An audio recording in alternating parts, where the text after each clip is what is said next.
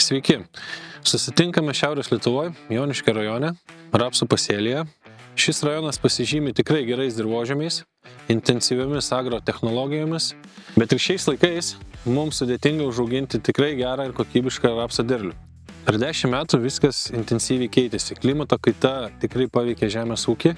Susidurime su tikrai daug problemų ir jos tik intensyvėja. Gamtos reiškiniai kaip sausros, liūtys, pavasarinės šalnos, kurios trunka net savaitėmis ir pasirodo, kuomet augalo vegetacija yra stipriai įsibėgėjusi, padaro tikrai daug žalos.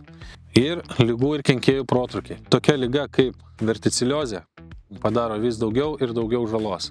Šį sezoną turėjom labai ilgą lietingą laikotarpį, todėl nusitęsė derliaus nuėmimo darbai javose, kas pasėkoje paveikė rapsų sėją. Rapsų sėja stipriai užsitęsė. Buvo ūkininkų, kurie rapsų sėją baigė apie rugsėjo 5-6 dieną, todėl rapsų šiuo momentu turime įvairių. Rapsas sveikatingumo pagrindas yra sėjomaina. Mes Joniškis sakom, jeigu rapsą pasėjai po 3 metų, tai gali tikėtis 3 tonų. Jeigu rapsą pasėjai po 4 metų, gali tikėtis apie 4 tonas. Jeigu rapsą pasėjai po 5 metų, gali tikėtis virš 4 tonų. Dabar vyksta intensyviai žieminių kviečių sėja. Bet reikia nepamiršti rapsų. Rapsams ruduo yra kertinis momentas. Rapsai iš rudens suformuoja būsimo derliaus pamatus, būsimo derliaus potencialą. Dabar esame žieminio rapsą lauke. Šiame lauke yra pasėta veislė LG Avenger.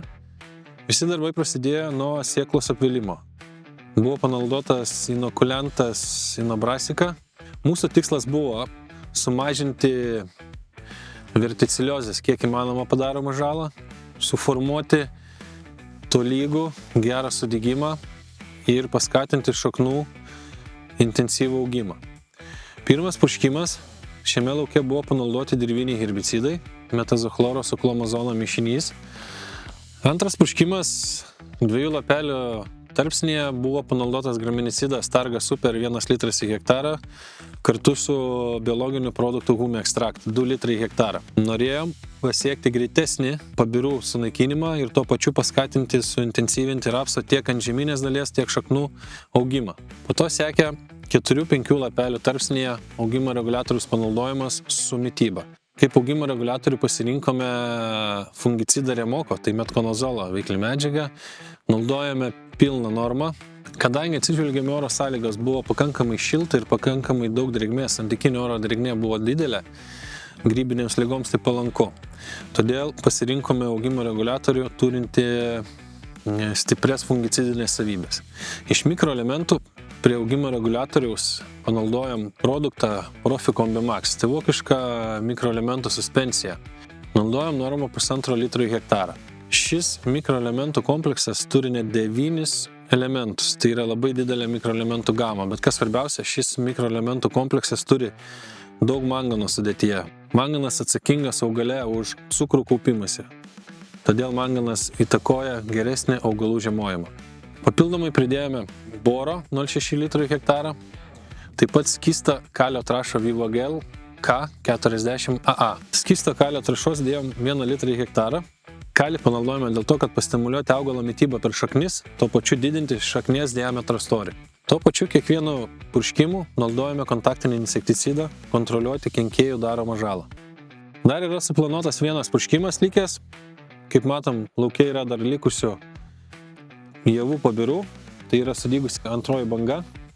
Bus panaudotas taip pat graminicidas ir prie jo planuojame su ūkininku panaudoti amino rūgščių kompleksą Aminosoil.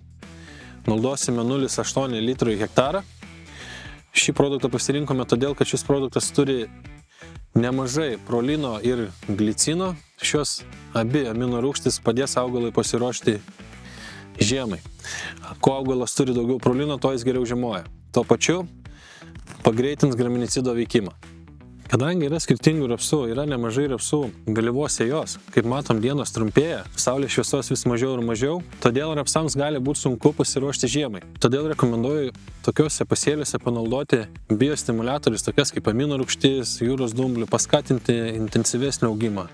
Tinka ir fulvo-hulmo rūgštis, jos intensyviau paskatins šaknyno augimą.